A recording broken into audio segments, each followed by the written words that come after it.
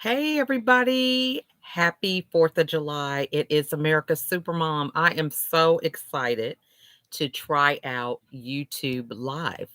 I normally am on Facebook Live or doing something through StreamYard, but I had a few minutes and I wanted to come on and just wish everyone happy 4th of July.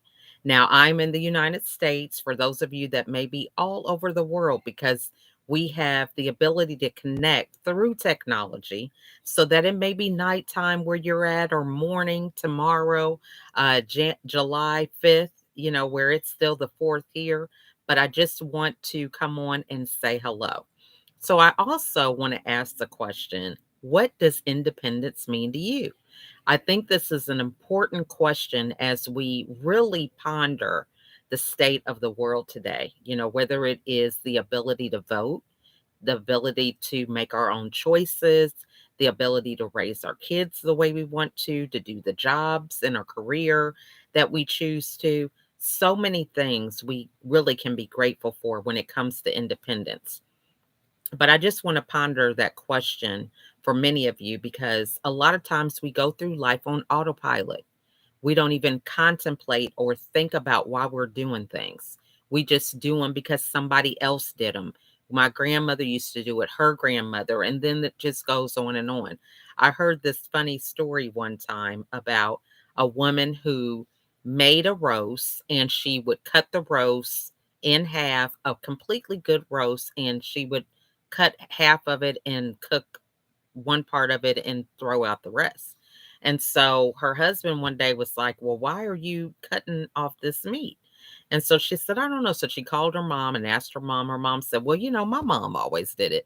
Let me ask her." So they were able to go through three generations to ask why the meat was cut when they prepared it. The grandmother said that the reason why she cut it was because she didn't have a pan that was big enough for the meat. So sometimes we are just doing things, we're not even aware of why we're doing it. And it just makes for a cycle to keep completing over and over again rather than really taking the time to be intentional and ask the question, does this really make sense? Is this going to help me or hurt me with where I am trying to go? And so, this is the question that we want to ask today when it comes to thinking about independence. What does it mean to you? What do you want to accomplish when it comes to being able to use your voice, your platform, being an example with your kids or family or things like that. And so I think as we are celebrating an important time, that it's important for us to really consider how what that looks like in our own life. What are some things that we can do to kind of move the ball forward? How can we create a greater impact in our family, friends, and maybe even our community? So when you think about independence, what are some things that you've learned on your journey?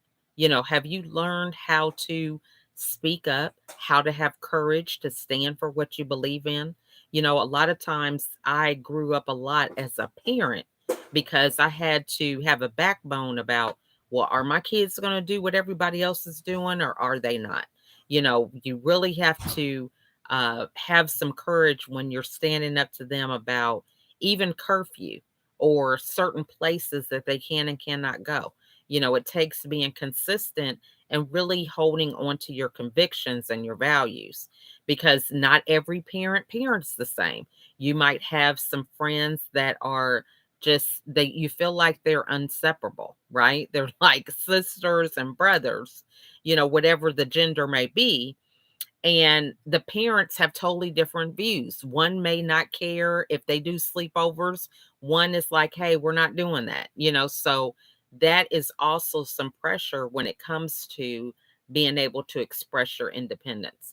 I know in our life with our kids, it was about 26, almost 27 years ago that we decided we were no longer going to have a Christmas tree.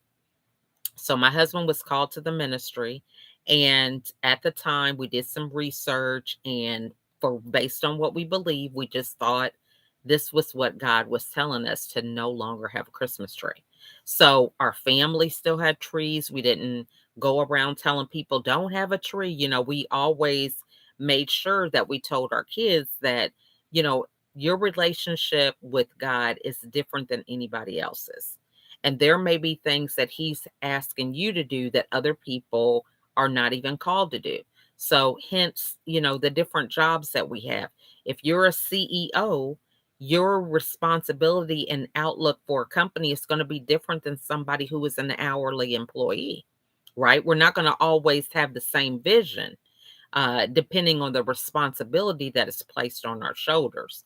And sometimes, when it comes to being promoted and leveling up in our business and life, it's a result of us making sure that we do have some of those hard conversations, and that we step out and separate ourselves from everybody else in order for us to be promoted to some of these other positions, to show that we are a leader and that we are not always a follower when it comes to certain roles and responsibilities where we may have to take the lead. So when you think about your independence, it is something that needs to be nurtured, right? It's something that, you just don't choose to wake up and be independent of anything. It takes really being intentional about that and understanding, it's like the game of chess. I have to do this all the time with my kids. It's like, if I say yes to this, what is going to be the outcome? What are they going to be coming to me for later on? Right? Am I opening up Pandora's box by saying yes to this? Because not only is it the situation just with the one child, establishing a foundation of what you're having them to do, it's also establishing a foundation for the other ones that may either be ahead of them or those that are behind them. So in our case, when we have 10 still at home, it's a matter of, oh, she got to do this. How come I can't do it, or whatever? And so, just really being mindful that sometimes one single decision can impact several people. You could be setting a trend that can last for years, depending on how many kids you might still have at home. So, just want to think about independence. What does it mean to you? To me, I feel like there is no right or wrong answer, but knowing where you stand on some of these hard topics makes it easier for you to be an example for your kids, for your community, for your family, because there are going to be some hard questions that we have to ask ourselves. We are in this space now, it's 4th of July. There was another shooting here in the United States around a holiday parade in a suburban area in Chicago. And so, a hard topic is, should we still have um, should we have access to guns as citizens? How can we determine if someone is responsible with having a gun? What are some of the tests that we need to make sure people go through in order to make sure that they are responsible with using a gun? If they already have a gun, should they be getting tested regularly? Right? It could be somebody who's had a gun for years, didn't show any signs, but because of this pandemic and a lot of the emotional, financial, physical strain that a lot of us have endured, some of the side effects that people say, as a result of even having COVID, you're not thinking clearly. You have a lot of memory loss. I mean, the things go on and on. So, knowing this, is there a way that we should be checking that? I mean, some of these are hard questions that a lot of times we have to come to the table and discuss. And being independent is a precursor for that. Having the opportunity to feel confident and having the courage to speak up for what may not be popular, right? It may not be popular to talk about some of the hard topics. However, it's necessary in order for us to grow, for us to learn, and for us to change and implement new behaviors that are going to be better for everyone. So these are just some of the things that just came off the top of my head as I just sat down just for a few minutes. I don't know if you heard some of this background noise, but I've got the family on the other side of the door. We are having a cookout and it's raining. So we're semi cooking out. It's like putting the stuff in the oven, so that we can see if it stops raining, put some other things on the grill. But that's just one of the things that I would say. As a person who's a part of a big family, you have to learn how to improvise, how to deal with chaos, and how to really recognize that part of being independent is understanding what you can and can't control. So knowing that you can't control people, you can't control, their decisions and how they decide to show up. You can control how you respond and the things that you bring to the table. So I am so excited to really be here another holiday. That's another thing. We take it for granted being able to be on the other side of the dirt, so to speak, right? It's a holiday. We've had some bad news in the world. I'm sure every day someone is losing their life. It's a part of the life cycle. You're going to be born, you're going to die. But what are we going to do in between that time? That dash that's on your tombstone? What are you going to be doing in the in between time? That's important to really determine. And it starts with your decisions every day. How are you going to serve? What legacy are you building? All these different questions are things that we ponder in order for us to continue to move forward and be the best version of ourselves. So I want to thank you guys again for tuning in. I see that we have one viewer, and I want to say, hey, happy 4th of July to you. And I'm looking forward to more episodes. Please tune in every day. For the month of July, I am doing a podcast-a-thon. So, I'm in the middle of kind of decluttering, cleaning up, doing a lot of things in my office. If I could show you a picture, you'd be like, oh my gosh, how are you even finding a place to sit down? Right. Because I just love to collect things. Right. And paper is one of them. Between that and books, it's crazy. But anyway, as I was just saying, you know what? I just need to clear some stuff out. I need to get ready for the end of the year, get some stuff out of my computer, all this. I have a lot of podcast interviews during the global pandemic. That's really how I got started with this podcast, was really opening the door to be able to have conversations with people and give them some hope, right? Something positive that we could focus on instead of the gloom and doom, because we were in our homes and couldn't get out.